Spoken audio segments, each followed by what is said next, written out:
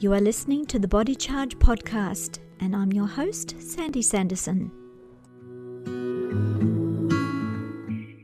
Today's podcast is about getting more out of your life with a balanced digital diet. So there is excessive media consumption today with information overload, and it's been linked to sleep disturbances, anxiety, stress, and other mental health issues. The internet can sometimes feel like an avalanche of messages coming at you so fast it can become overwhelming. You can also lose sight of when you've had enough, because there's always one more message to open, isn't there? One more breaking news event to catch up on. So I have with me a very special guest today. Fink is a Silicon Valley expat and the founder of what's called Other Web, which is a public benefit corporation trying to combat this issue. Alex shares his insight on the perils of excessive internet use and information overload and how we can regain control of our digital diet so that we have more time to smell the flowers, relax, recharge, and recover. So welcome, Alex. Hi, Sandy. Thank you for having me. You're welcome. So my first question is, what are the physical health effects and symptoms of too much screen time and information overload? How does it make us feel? What are the effects on us physically? I think for the most part, it is the same as addiction to any other substance or any other thing in your life, really. The services that we typically use on the internet are addictive by design. And so they are there to produce dopamine hits whenever you use them with variable rewards, all the good technologies, good in quotation marks, that casinos have been using for a long time, that essentially are there to try to get us hooked. And so the effects that we have are the same effects that addicts tend to have. We tend to be more jittery, we tend to be more irritable. We tend to crave more of what it is that got us hooked last time, even when it's inappropriate, right? You can sometimes talk to people and they're describing their social media use as gaps in their day, which is the same way that a heroin addict would describe his use of heroin, right? And obviously that's not a good direction for all of society to be going in. No, I believe that because we are very much, our biology means that we have to conform to the biorhythms of the planet. And so it's a diurnal rhythm of day and night. So when we don't get enough sunlight, like actual sunlight and the full spectrum, and we're exposed to way too much blue light, the artificial light from, computers and screens, then we have a deficiency that interferes with sleep patterns. So a lot of people stay up way too late, they don't get enough sunshine. And then if you don't sleep properly, that's a lot of stress on the body. And so I know, because I also had hypothyroidism about 14 years ago and severe heart arrhythmias from way too much screen exposure. I was a publisher of a small tourist magazine. So when the GFC hit in 2008, I had a lot of customers, advertisers not able to pay, and I was feeling very stressed by it, and I had to let staff go, and I had to pick up the extra workload, which meant sometimes to get to print on time, I had to stay up 24 hours without sleep. And at the time, I thought, I can do this. You think you're invincible when you're younger. But you don't realize the damage that you're doing. I damaged my adrenals. I suffered heart arrhythmias. And what I realized after that, when I did a lot of research, was that I depleted my magnesium, severely depleted magnesium in the cells, and that interferes with the heart rhythm. So that's what I do now. I manufacture and supply Elektra magnesium products to help people recover from these kind of stresses. But if you keep punishing your body, there's only so much you can put back. We also have to stop punishing the body and work out a nice balance between the two. So what interests me about, how can we limit or restrict our screen time so that tail isn't wagging the dog, so we remain in control of our lives and our health rather than the other way around. What kind of tips do you have for people to get out of that kind of a trap? Yeah. So first of all, I want to mention that it seems like we've just accidentally touched on three distinct problems that are sort of compounded together.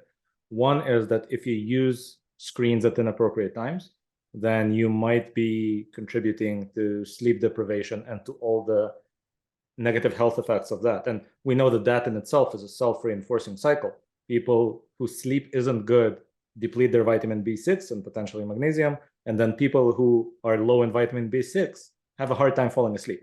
So it becomes worse and worse over time, right? And you so need that is those one two to problem. work together. The B6 Right. and the magnesium are Yeah. partners in that equation. Right.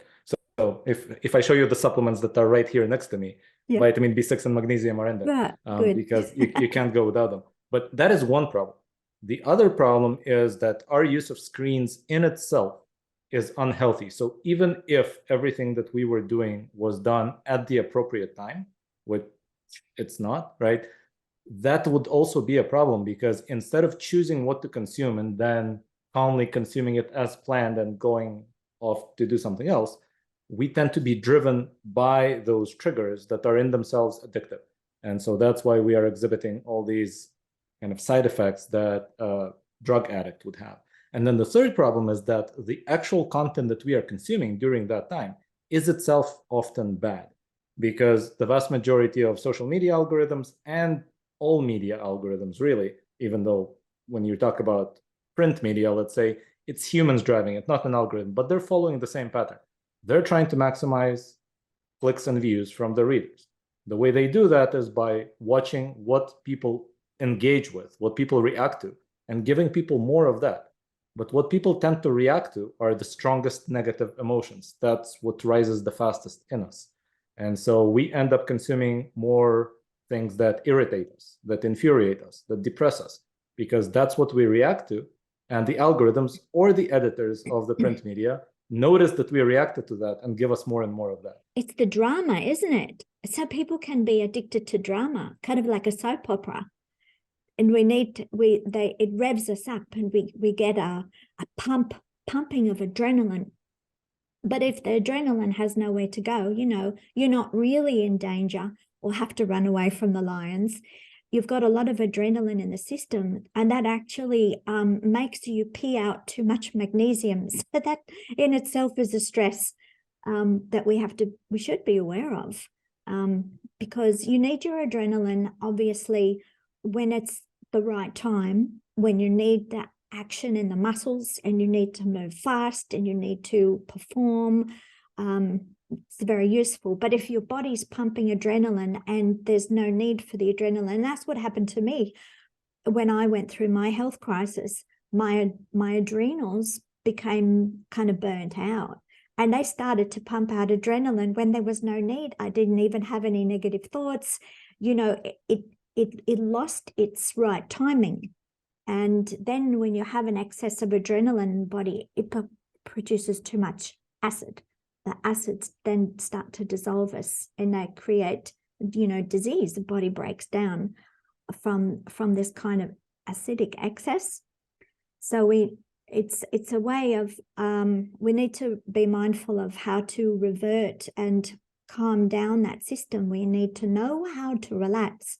A lot of strategies, obviously, to relax. The first one is to disconnect from the thing that's stirring you up, right? Yeah. So the way I would describe it is, imagine that you have a bathtub. You have water pouring in, and then you have water pouring out. That's my model of stress for my own life, right? So there are three ways. If the bathtub is overflowing, you have a problem. There are three ways that you can try to improve it. You can try to limit the amount of water leaking in. That is regulating your media consumption in this case, right? You can try to pour more water out, or to increase the rate at which water pours out. That would be meditation, exercising, all the different methods of coping with stress. Or you can try to make the bathtub bigger, which doesn't help in the long run, but at least it helps you cope better in the short run. That would be increasing your own capacity to handle stress. Maybe it's following a Stoic philosophy or something similar to that, right? So you need to do all those three, but I would say probably the biggest one is try to slow the rate at which water is pouring in, because that's the source of the problem. Yes, I liken it to also the digestive system. So when we looked at your microbiome and your ability to digest food, if people have a sluggish system, if it's going too slow, you can't keep eating because the conveyor belt is running too slowly, and then you keep piling up and increasing the blockage. The traffic jam has to be allowed to get through, so you have to eat less so as not to overload the system when it's trying to clear itself. So everything in the body biologically is about achieving a balance. You've got to take the garbage out, put the good stuff in, and try and always stay in that balance point. And I like your analogy of the water. I sometimes use the leaky bucket analogy as well. It's a known, I'm a programmer, and it's a known pattern in programming, the leaked bucket pattern. And so I tend to follow the same thing. Yeah, good. So tell us how you started to think about other web. How is it going to help us manage our digital consumption better? So the primary reason why we started working on this was the quality aspect of it. We didn't actually start out thinking about how much media people consume. We just wanted to give them the tools to select better media to consume, right? So the initial thing that we just started from was creating a bunch of AI filters that evaluate content and create a nutrition label for content. So just like when people go to the supermarket, they can look at the nutrition label of an item before buying it and before consuming it. We wanted them to have the same thing with an article. Is this clickbait or not? Is there something hateful in it or not? Is it going to anger you or not? Right? So we wanted to just give people more information initially.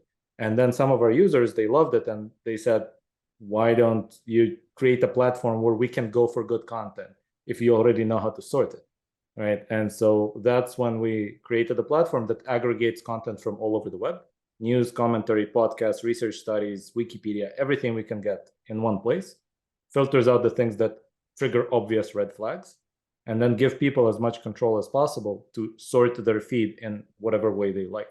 One of the features that we added fairly recently that is, you could say, is still experimental, but I think would be interesting to you, is that we now actually categorize every article based on which emotions it's likely to trigger in the reader. And we let readers select, make my feed slightly less infuriating, more hopeful, or make it more educational, less depressing, right? So users can actually decide what the balance needs to be in the content they consume, because otherwise the algorithm that decides typically is just fine-tuned to find your weakest spot, right? And hammer it over and over and over again. And Yes. this way you can at least select, no, I want to know all the bad stuff that's happening in the world, but give me at least as many hopeful articles to balance it out. Yeah, so I think we shouldn't be actually censored from the bad news, because we need to understand where we are in the world, what's happening, and that then gives us clues on how to position ourselves. So it's about having a compass and knowing where you are in that environment, but without the negative emotions. So it's really, the intent should be to have a strategy, a good strategy for best survival, to thrive and to survive as best you can, but without the emotion, which actually interferes with thought, with good logical thought, with best thinking, with reasoning. If you're highly emotional about something, you're not thinking clearly. And so that appeals to me, that idea of taking the emotion out of it and just distilling that news. But then the other side of the coin is the danger of censorship when it's inappropriate censorship. Shouldn't people be, in a position where they're making those decisions? Well, this is good and this is bad. So that is one of the benefits of AI. I know most people don't think of it this way. But with software, instead of human editors, what we can do is open our models to the world, open the data sets that we use to train the models to the world, and show people that there is no political bias. There is no bias against any particular viewpoint or worldview, right? All we're trying to bias things towards is not left or right, it's upwards. We're trying to improve the quality in which data are presented, but both right-wing and left-wing content, makes it onto the platform, we try to scrape from all over the place. We just have standards as to, did you include your sources? Are you using sufficiently informative language as opposed to just trying to convince or play to people's emotions, right? So we're trying to raise the quality of the argument from all sides of every issue as much as we can, just because that in itself will keep people informed. They will know what is going on in the world. They will be able to make better quality decisions in their life. But we're not going to just try to hammer at whatever emotion gets triggered the easiest in that person. Yeah. And so besides article selection, we also try to make short summaries of every article, again, so that you can get informed quickly.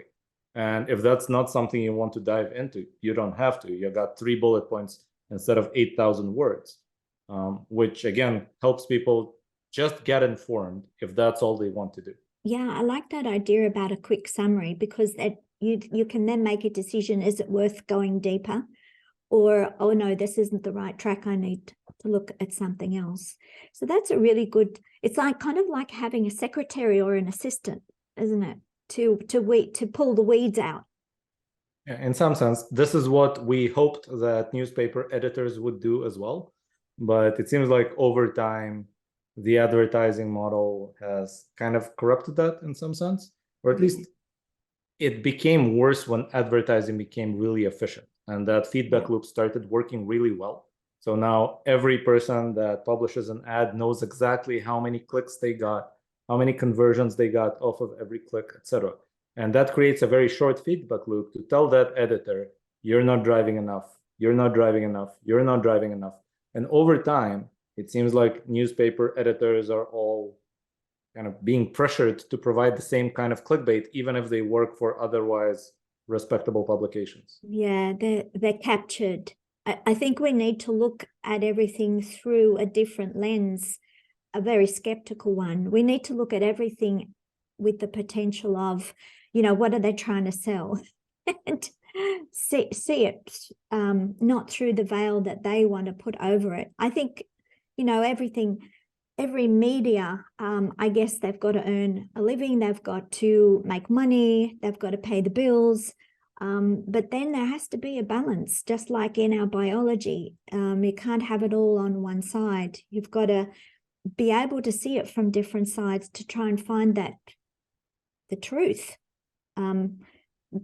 It's human to have a different perspective. Lots of different people, the old analogy of there's a car accident and there's 4 corners on that intersection, and there's someone standing on each corner who saw what happened, but they'll see it from a different perspective, yet it's the same event.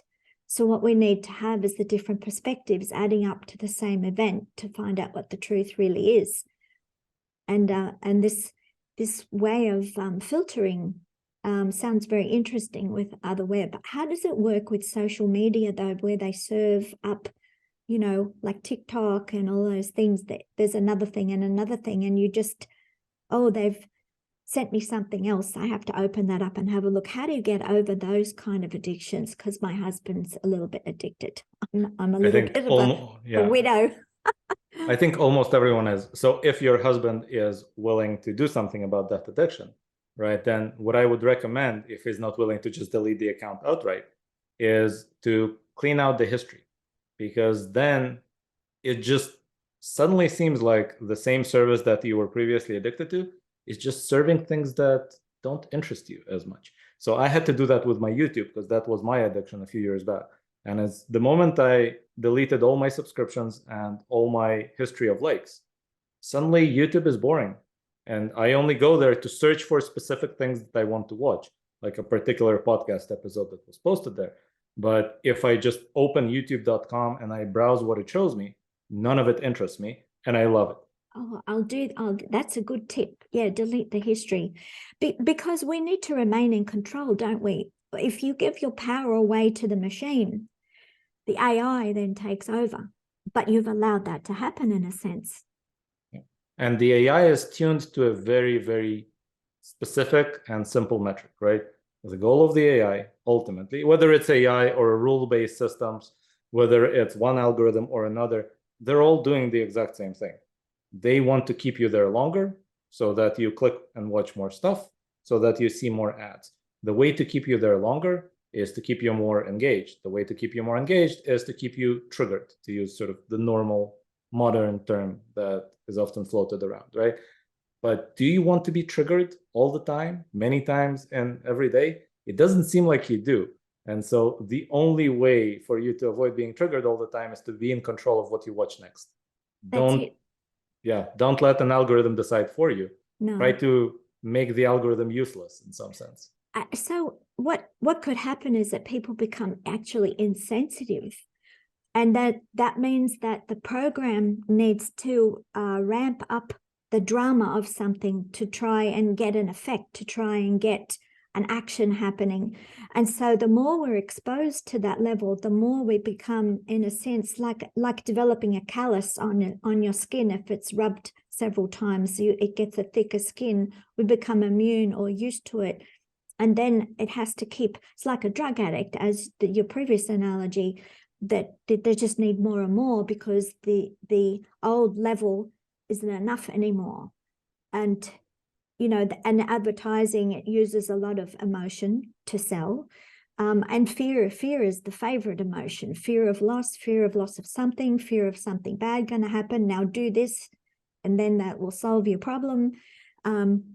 We have to step back from that. I think step back and observe as an observer. We have to be a little bit sometimes outside ourselves in a mindful way and looking at what's actually happening from a different perspective, not subjective. Right. So obviously we need solutions for ourselves, and I use some of these tricks myself. But as an engineer and an entrepreneur, I'm also trying to create tools that make it easier for people. Because ultimately, if you just tell everyone you meet, you have to be more mindful of what you put into your brain, the vast majority of them aren't going to do anything, right? Because it's inconvenient. It's more convenient to just, well, I have 5 minutes, I have to wait for something, let me turn Instagram on. And so I'm trying to give people better tools so that, you know, they have a better alternative than Instagram on their phone, potentially, to consume content. You're doing that whether you're reading the news or scrolling Instagram, but that content is not going to trigger emotions in you. It will actually allow you to know more by the end of the session than you knew before. Well, yes, that's interactive, and that's a good thing because it's stimulating the brain to think.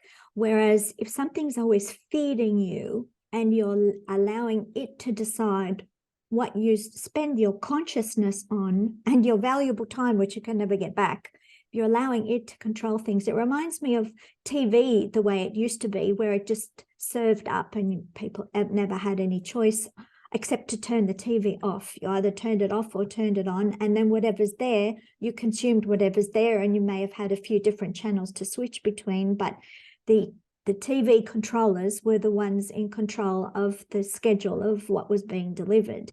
And then we have internet. Internet then opened a new world, a new vista of interaction, and people actually able to choose the content and when they wanted to watch and when they wanted to absorb. And somehow or other, I don't know, is it through laziness? People have been sucked into another vortex of having everything served up without choice. So we need to be mindful. And you can consider that that vortex is worse than the original, because if the TV has one channel and the content director of that channel decided what to show at a particular time, most people would not be interested. So you had an impetus to turn this thing off and go play outside, right? But if it has an infinite number of channels, and eventually the TV itself figures out which channel it should show you at all times, because then you will never turn it off, then you would approximate something like what we have online right now. And so, yes, my advice to just about everybody that I meet is try to actually plan what you want to consume in a day. Try to have some idea of, I want to consume stuff for about 2 hours or 3 hours, or have some idea of how much time you're spending on stuff, right? And then think, okay, how do I want to divide it? I want 30 minutes of it to be books. I want 30 minutes of it to be news. I want 45 minutes to be a particular podcast that I selected because it's great, right? try to decide what to do and how to allocate your time, because if you don't, somebody else is going to decide for you. It's not like the decision is going to go away. It's just going to be taken by somebody else. Yes, and time is valuable. I always say that it's the one bank account where you have to spend, but you never get to put time back into that bank account. So we have to spend it more wisely. I like the idea of designing a digital diet and with some discipline, allocating time because you can't just do everything. Obviously, there is almost an infinite number of things that we could be exposed to, but only a limit of how much time you have. So where is the cream of the crop?